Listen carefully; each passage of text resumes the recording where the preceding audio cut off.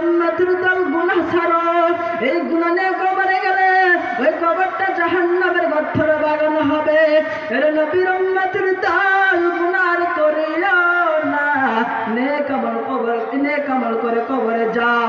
আল্লাহ নবী বলেছেন যারা নেক আমল করবে বেশি বেশি, আখলিস দীনাকা ইয়াকফিকাল আমালুল কলিল, নেক আমল করার কারণে আল্লাহ রাব্বুল আলামিন ওই বান্দাকে জান্নাত বানায় দিবেন।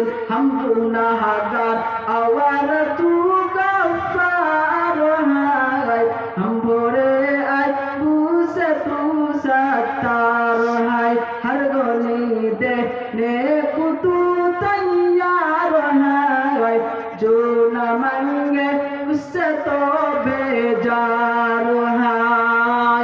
अरे अल्लाह गुलाम ओ मुसलमान भाई, पाओ दुठिया गया दाओ, अस्ते नामाज पढ़বেন না, আর জীবনে গুনাহ করবেন না, আর জীবনে আলেমের বিরুদ্ধে যাইবেন না, আর জীবনে মানুষের হুজুরদের বিরুদ্ধে যাবেন না।